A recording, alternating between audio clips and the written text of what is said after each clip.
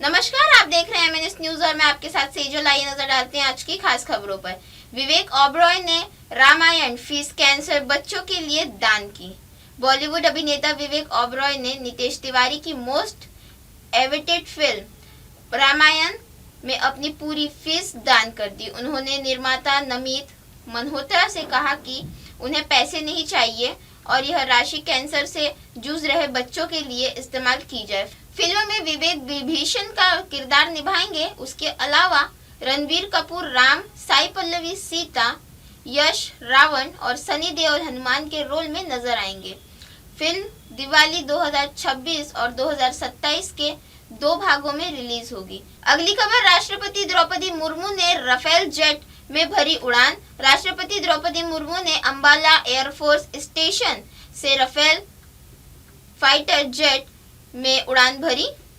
यह उनकी किसी फाइटर जेट में दूसरी उड़ान है। इसके पहले उन्होंने 8 अप्रैल 2023 को सुखोई 30 में उड़ान भरी थी। राफेल विमान ने ऑपरेशन सिंदूर के दौरान पाकिस्तान में आतंकवादी ठिकानों पर कार्रवाई में इस्तेमाल किया गया था। राष्ट्रपति की उड़ान के दौरान भारतीय वायुसेना प्रमुख air chief marshal Amarpreet Singh विमान उड़ा रहे थे। अगली खबर, दाऊद का करीबी दानिश चिकना गोवा से गिरफ्तार। पटना अंडरवर्ल्ड डॉन दाऊद इब्राहिम का करीबी दानिश चिकना गोवा से गिरफ्तार किया गया। आरोप है कि वह भारत में ड्रग्स सिंडिकेट चलाता था। गिरफ्तार एनसीबी मुंबई में जरिए हुई। दानिश चिकना को पहले दिसंबर 2024 में भी मुंबई में ड्रग ऑपरेशन के सिलसिले में गिरफ्तार किया जा चुका है। 2021 में नारकोटिक्स कंट्रोल ब्यूरो ने उसके पास 200 ग्राम हशीश मिलने पर उस पर ड्रग से जुड़े मामले दर्ज किए हैं। अगली खबर, कनाडा में लॉरेंस बिश्नोई गैंग की दहशत, बिजनेसमैन की हत्या और सिंगर के घर फायरिंग। कनाडा में लॉरेंस बिश्नोई गैंग ने एक बार फिर दहशत फैला दी। गैंग के सदस्य गोल्डी ढिल्लो ने बिजनेसमैन दर्शन सिंह साहसी की हत्या की जिम्मेदारी ली। वही पंजाबी सिंगर चन्नी नट्टन के घर पर भी फायरिंग की गई। गैंग ने पोस्ट में बताया कि चन्नी नट्टन पर हमला उसके गायक सरदार खेड़ा से करीबी के कारण कराया गया। बिश्नोई गैंग को कनाडा सरकार ने पहले भी आतंकवादी संगठन घोषित कर दिया है। अगली खबर, 12 राज्यों में वोटर लिस्ट रिवीजन शुरू। ममता और स्टालिन की पार्टी में जताया विरोध। चुनाव आयोग में 12 राज्यों में स्पेशल एसआईआर की प्रक्रिया शुरू कर दी गई है। पश्चिम बंगाल में तृणमूल कांग्रेस ने आरोप लगाया कि एसआईआर बीजेपी के इशारे पर चल रहा है और असली वोटरों के नाम कट सकते हैं। अभिषेक बैनर्जी ने चेतावनी दी कि अगर ऐसा हुआ तो तृणमूल कार्यकर्ता सक्रिय होंगे। तमिलनाडु में एमके स्टैलिन ने एसआईआर के खिलाफ सड़क प्रदर्शन और रैली का ऐलान किया, जबकि एआईएडीएमके ने इसे स्वागतयोग्य कदम बताया। एसआईआर का उद्देश्य वोटर लिस्ट में फर्जी नाम हटाना है। अगली खबर, झुंझुनू में हार्डवेयर दुकान में भयंकर विस्फोट, दुकानदार की मौत। राजस्थान के झुंझुनू जिले में खेतड़ी कस्बे में देर रात तक हार्डवेयर की दुकान में जोरदार विस्फोट हुआ। धमाके में दुकान का लोहे का शटर 60 फीट दूर जा गिरा और अंदर सो रहे दुकानदार शंकरलाल 20 फीट तक दूर सड़क पर जा गिरे। इससे उनकी मौके पर ही मौत हो गई। धमाके के आसपास की दुकानों के शीशे टूट गए और आग फैल गई। पुलिस ने शव को अस्पताल में भेजकर मामले की जांच शुरू कर दी है।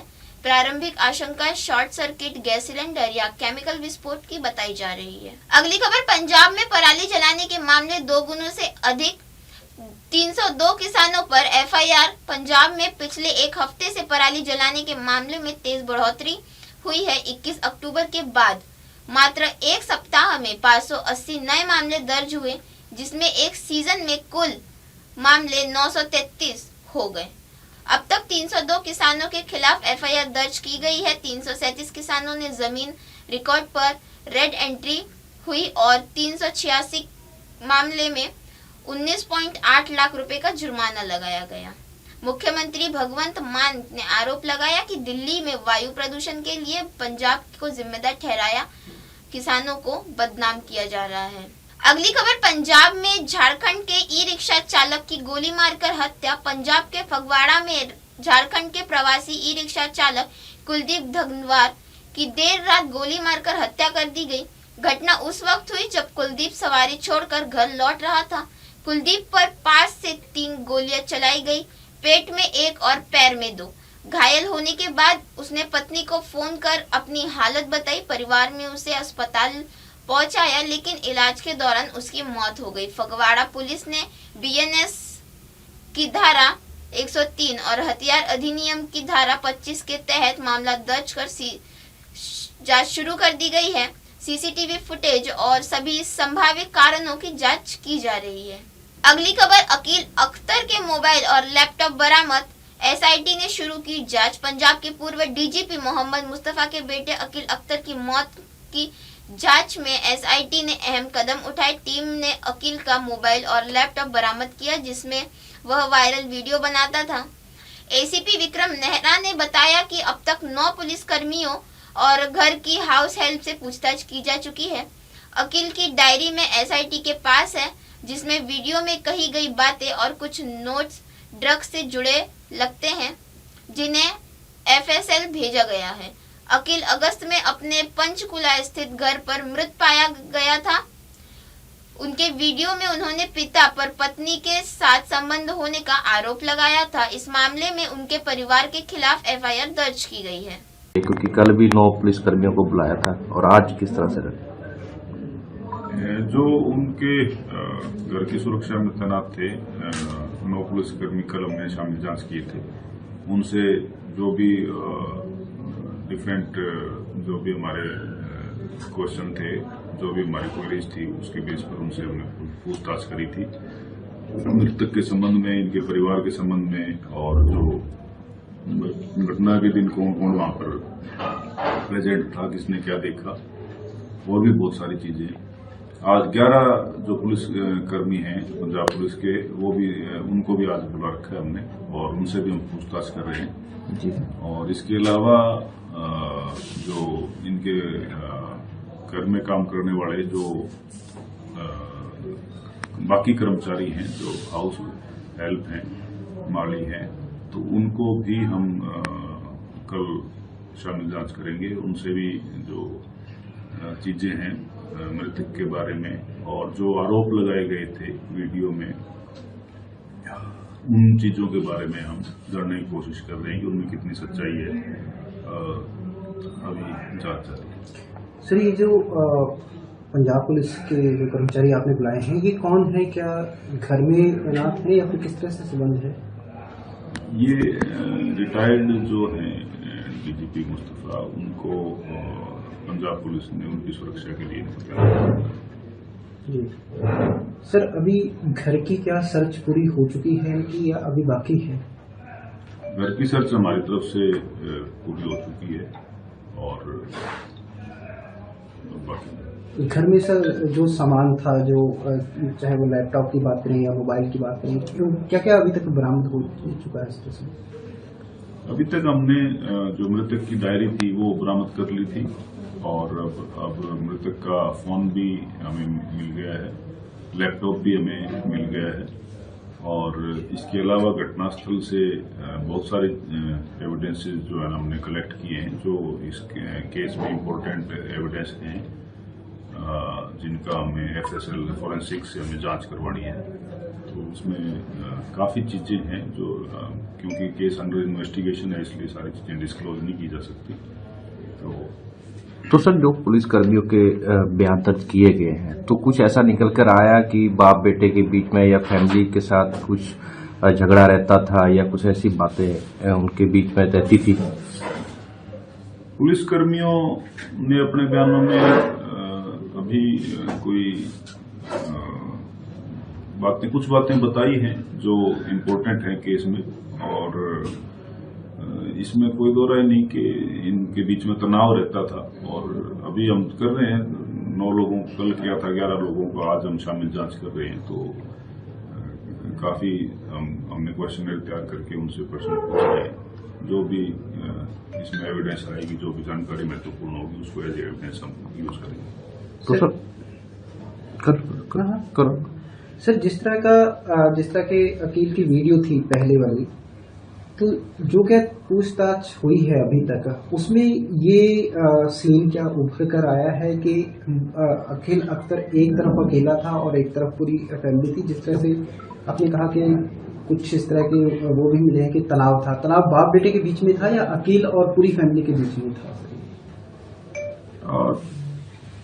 इसमें जो चीजें निकल के सामने आ रही हैं वो यही है कि इनके आपसी वैचारिक मतभेद थे अकील के परिवार के साथ, और उसने अपने स्टेटमेंट में भी इस चीज का जिक्र किया था जो वीडियो वायरल करी थी। तो ये चीजें आ रही हैं हमारे सामने जांच के दौरान उसके अपने परिवार के साथ ही वैचारिक मतभेद। तो सर, इस मामले में कुछ लोगों का ये भी कहना है कि ना तो अभी तक मुस्तफा या उनकी फैमिली से पूछताछ हुई है, ना ही कोई कार्रवाई की गई है। तो किस तरह से सर इसमें आगे पूछताछ की जाएगी, क्योंकि आरोप जो लगे हैं मुस्तफा, उनकी पत्नी और 2 लोग अन्य हैं, तो उसमें किस तरह से सर आगे पूछताछ चलने वाली? हमारा सबसे पहले जो बेसिक जो इन्वेस्टिगेशन है, प्रिलिमिनरी इन्वेस्टिगेशन है, हम उसके ऊपर काम कर रहे हैं। हमने जो साइंटिफिक एविडेंसेस थी उनको कलेक्ट किया है, उनको फोरेंसिक्स में भेजा है, उसकी हम रिपोर्ट की वेट कर रहे हैं। और सबसे पहले ये एस्टेब्लिश करना है हमें कि मृत्यु का कारण क्या था, जो कि अभी तक नहीं हो पाया है, क्योंकि सभी जब तक जांच रिपोर्ट में आ जाएंगी जो डॉक्टर्स हैं वो इस चीज को क्लियर नहीं कर सकते कि मृत्यु का क्या कारण है। हमने घटना स्थल से जुड़े हुए, मृतक से जुड़े हुए और इस परिवार से जुड़े हुए लोगों से हम पूछताछ कर रहे हैं, और जैसे ही ये प्राइमरी काम हमारा कंप्लीट होगा उसके बाद हम जो मृतक का परिवार है और जिन लोगों के खिलाफ FIR दर्ज है, एक एक करके उनको सबको बुलाएंगे आने वाले कुछ ही दिनों में और सबसे पूछताछ करेंगे। लेकिन उससे पहले हम ये मानते हैं कि जो हमारी जो जांच है उसमें जो भी एविडेंस हैं, जो भी तथ्य हैं, वो हमारे पास हों, ताकि जब पूछताछ की जाए तो पूछताछ के दौरान हमारे पास सभी तथ्य मौजूद हों। सर, परिवार जांच में सहयोग कर रहा है? जब पुलिस जांच कर रही है तो उसमें सहयोग कर रहा है, या किस तरह का रवैया अपना रहे हैं पुलिस के साथ परिवार वाले? अभी तक हमने उनको बुलाया नहीं है, लेकिन परिवार ने जो भी मृतक से संबंधित जो भी चीजें थी, जैसे डायरी, फोन, लैपटॉप वगैरह, वो हमें प्रोवाइड करवाए हैं।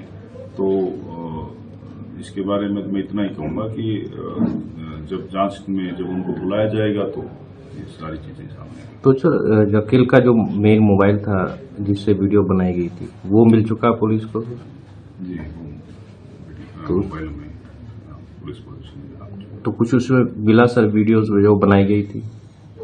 उसको हम फोरेंसिक में भेजेंगे और उससे डाटा जो है, क्योंकि जो एक्सपर्ट हैं वही उसको रिट्रीव करेंगे, उसमें निकाल के देंगे। अगली खबर, अमेरिका से हरियाणा के 50 लोग निर्वासित हरजिंदर सिंह ने जताई पीड़ा। अमेरिका में हाल ही में हरियाणा के 50 लोग भारत लौटाए गए। उनमें से हरजिंदर सिंह ने बताया कि उन्हें विमान में 25 घंटे तक बेड़ियों से जकड़कर रखा गया, जिसमें उन्हें पैर सूज गए। हरजिंदर ने कहा कि अमेरिका जाने के लिए उन्होंने 35 लाख रुपए खर्च किए, खाना बनाना सीखा और फ्लोरिडा के जैक्सनविले में काम किया, लेकिन ट्रंप प्रशासन ने उन्हें पकड़कर वापस भेज दिया। अधिकारी बताते हैं कि अधिकांश निर्वासितों ने अवैध रास्तों से अमेरिका जाने की कोशिश की थी। उन्हें उनके संबंधित जिलों में लाकर परिवार के सुपुर्द पर दिया गया है। इसी के साथ बने रहे देश और दुनिया की तमाम खबरों के साथ और देखते रहें MNS न्यूज। हाय, मैं हूँ तापसी पन्नू और आप देख रहे हैं MNS न्यूज। आप देख रहे हैं MNS न्यूज, सच जरूर।